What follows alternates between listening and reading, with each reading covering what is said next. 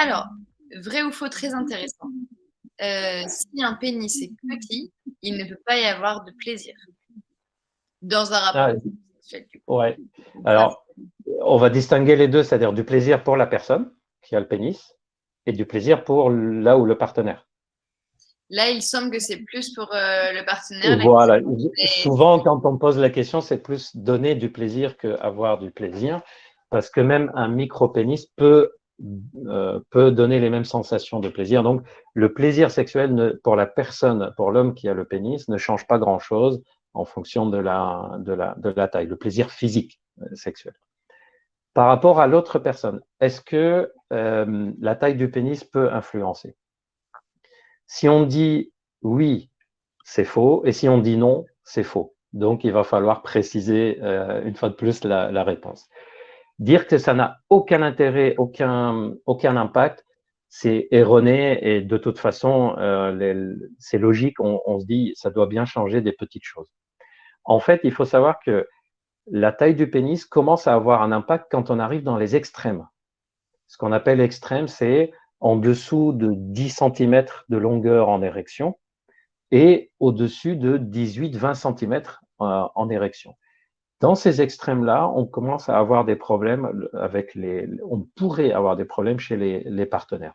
Pour les tailles moyennes, c'est-à-dire la majorité des hommes, que ce soit 1 ou 2 centimètres en plus, 1 ou 2 centimètres en moins, ça ne change pas fondamentalement les choses et on a des enquêtes auprès des femmes qui montrent que la préférence des femmes pour la taille de pénis qui leur paraisse idéale, c'est très très proche de la taille moyenne du pénis de l'homme sur Terre. Donc, c'est assez proche.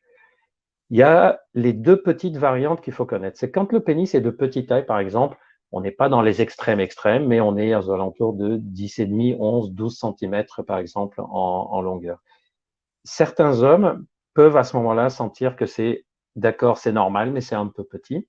Et là, il y a des petites techniques pour améliorer le plaisir donné. Par exemple, on va éviter les positions où les jambes sont complètement serrées, ce qui fait que le pénis, il y a une partie qui est à l'extérieur.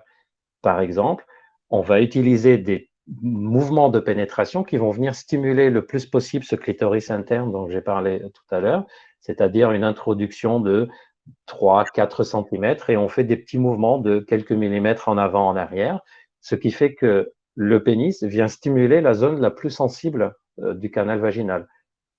Pour les personnes qui nous écoutent et que ça intéresse, regardez par exemple les sextoys qui sont censés stimuler ce qu'on appelle le point G, les sextoys qui sont censés donner du plaisir à l'intérieur.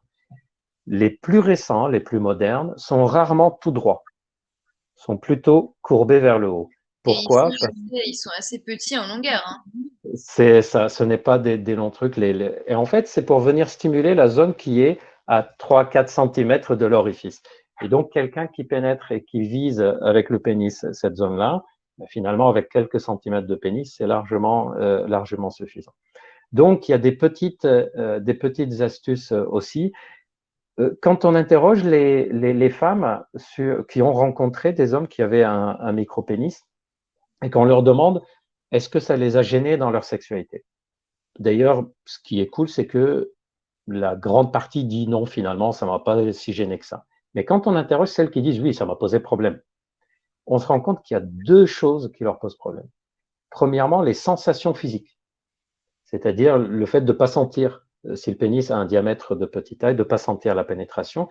Et c'est là où c'est intéressant d'avoir une bonne rigidité du pénis, parce que une bonne rigidité va donner plus de sensations si on bouge, même si le volume est petit. Mais surtout, et c'est là où c'est intéressant d'appliquer les techniques que je viens de dire et qu'on a développé. Il y a 2 vidéos sur la chaîne YouTube Diane qui sont spécifiquement faites. Il y a 15-20 minutes de conseils sur si vous pensez avoir un pénis dans la zone basse de la taille normale, plein de conseils pour améliorer. Mais ce qui est très important, c'est que ces femmes-là disaient, mais finalement, ce qui m'a gêné aussi, c'est pas tellement et pas seulement le pénis, c'est le fait que j'ai senti que le mec était bloqué par ça. Mhm. J'ai senti que l'homme était pas à l'aise. J'ai senti qu'il était limite en train de vérifier si ça va ou pas, limite en train de s'excuser par moment. Et du coup, l'ambiance qui dégageait n'était pas une ambiance détendue, n'était pas une ambiance propice à se laisser aller à l'amusement. Tandis que les femmes qui disaient moi, ça m'a pas trop posé de problème, on se rend compte que systématiquement, le comportement de l'homme était plus tranquille, plus à l'aise, il était plus joueur lors des rapports sexuels.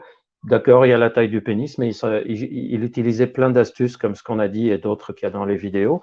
Et finalement, les choses étaient bien. Donc, l'attitude qu'on peut avoir peut jouer un rôle important sur le fait que ça donne du plaisir ou pas. Le fait d'être soi-même plutôt détendu, même si intérieurement on ne l'est pas, mais en tout cas de ne pas mettre une pression sur le moment et de ne pas le faire vivre comme un moment pénible, difficile, ça peut jouer un rôle. Pour tous les autres conseils, pour la taille du pénis, comment l'utiliser le mieux possible, mais je pense que plutôt que de passer 20 minutes à donner les conseils, on peut regarder les 2 vidéos, elles sont hyper développées, elles ont déjà été vues plus d'1 million de fois et il y a plein de conseils dedans. Je vais vous donner le lien de notre chaîne YouTube pour ceux qui ne l'ont pas. Et je voudrais rappeler, Gilbert, que là, on parle bien des sensations lors de la pénétration, des sensations de plaisir lors de la pénétration, mais que pour répondre plus clairement à la question, Total, ouais. Pour le reste, c'est vraiment qu'une partie de la palette d'outils dans la sexualité. Donc oui, il y a la pénétration et il y a tout ce qu'il y a autour qui permet d'avoir vraiment du plaisir. Voilà, surtout chez la femme. C'est ça. Et d'ailleurs, il y a la fameuse expression très courante, c'est pas la taille qui compte, il faut savoir l'utiliser. Je sais plus exactement. Il y a une phrase comme ça qu'on dit. Et c'est exactement ce que j'ai développé dans cette vidéo, c'est-à-dire comment bien utiliser le pénis, que ce soit pour la pénétration ou de façon générale. Mais tu as 100% raison.